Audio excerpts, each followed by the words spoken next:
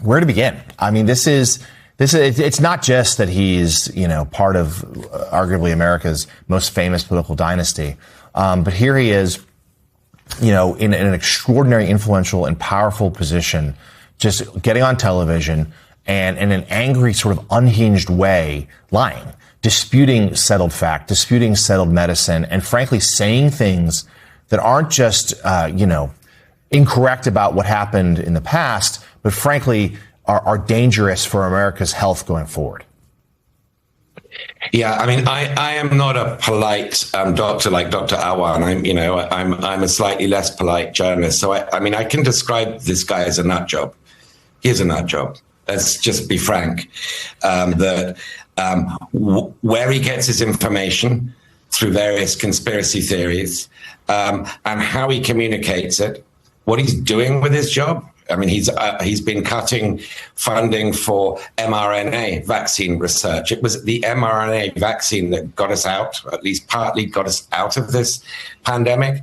But the claims, one after the other, I mean, it's a bit like the flooding the zone thing. It's extremely hard to fact check so many whopping untruths in real time. I think Dana did a great job trying to do that, but it's just a sort of gusher. The person who should have been hauled up before Congress last week was not Dr. Fauci, who is clearly a sort of demon in RFK's mind. And by the way, the Fauci diaries were supplied to Ron Paul's committee by RFK Jr. The person who should be up before Congress answering questions, if Congress were doing its job, is the Secretary of Health and Human Services. What are you doing to prepare for the next pandemic? What are you doing to deal with the current measles epidemic and other epidemics? None of these holding to account moments are happening. And instead we get, RFK Jr. telling Dana Bash, saying to her, you're not a doctor. Well, he isn't a doctor either. He's a quack. He gets his theories of the world, whether they're about, autoimmune disease or Lyme disease being a product of gain of function, another falsehood. He told Dana Bash in that interview.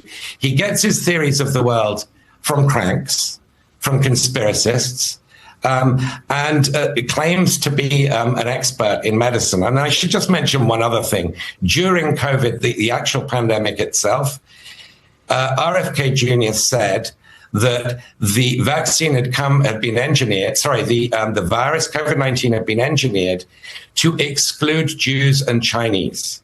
This is the kind of person we're dealing with. He shouldn't be local dog catcher, let alone Secretary of Health and Human Services. And I apologize for being so blunt, but it is what it is. We have a nut job in charge of federal public health. You can't have, David Fringe, you can't have both the highest death rates in the world and the lowest occupation of ICUs. Not that any of the secretary's interview was coherent. But what do you think the danger is? I mean, it was actually pretty upsetting to see the trucks that New York City had brought in to operate as morgues. I mean, it really brings you back to March of 2020 and that terrible summer. What do you think the danger is just to the country to misrepresent that trauma and what actually happened there? What we're dealing with is an enormous amount of civic ignorance in this country. We're dealing with a wash of misinformation, a wash of conspiracy theories. He's a man who could take us from civic ignorance into civic idiocy. I mean, this is a situation where we've got somebody who's the most prominent public health official in the United States, he's just spewing lunacy into the public square, just absolute lunacy into the public square. And the problem is, a lot of his constituents have sort of created this sealed off media environment where they're going to just get a nonstop avalanche of propaganda about the medical establishment, about vaccines, about the mainstream media.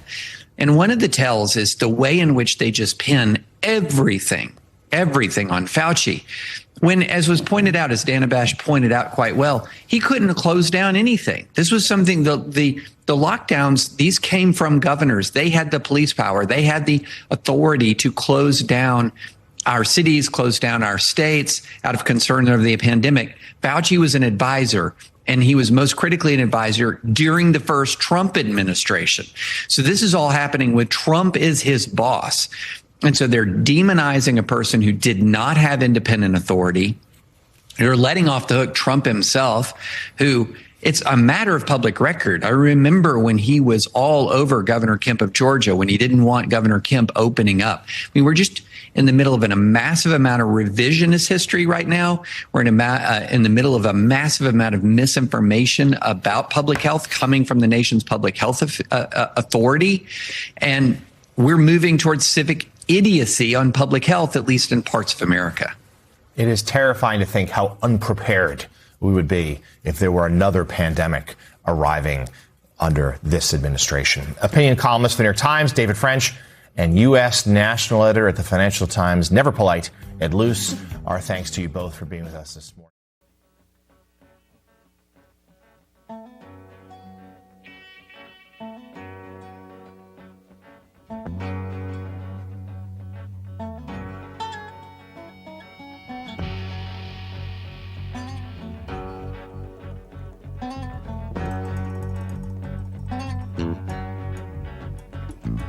We live in a political world. Love don't have any place. We're living in times when men commit crimes and crime don't have a face.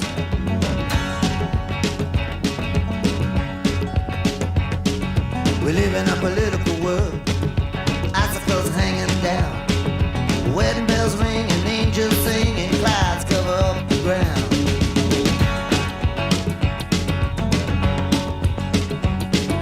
We live in a political world. Wisdom is thrown into jail. It rots in a cell, misguided as hell, leaving no one to pick up the trail.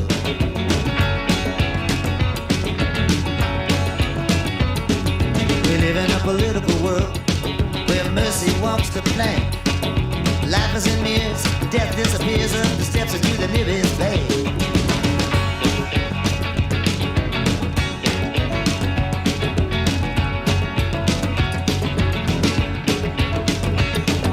We live in a political world. Courage is a thing of the past. The houses are haunted, children are unwanted. The next day could be your last. We live in a political world, the one we can see and can feel, but there's no one to check. It's all a stacked deck. We all know for sure that it's real.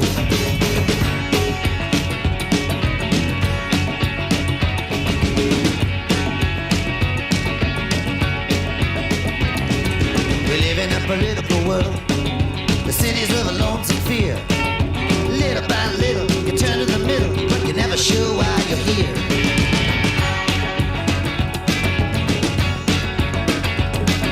We live in a political world. Under the microscope, you can travel anywhere and hang yourself there. You always got more than enough room.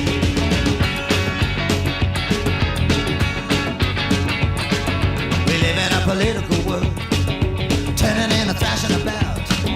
As soon as you awake, you're trained to take what looks like the easy way out.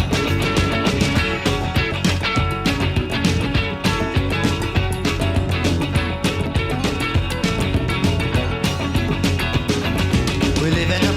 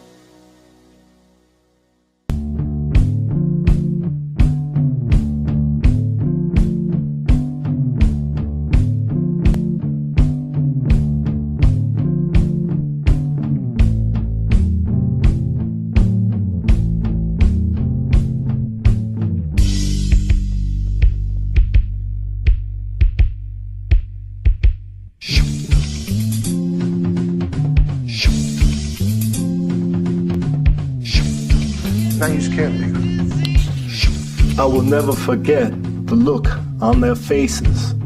All of them. Their faces dropped. All their strength and adrenochrome was drained right from their bodies. They had a reputation for overthrowing nations through color revolutions. But they knew that instant they made a fatal mistake. This time, they walked into the wrong republic.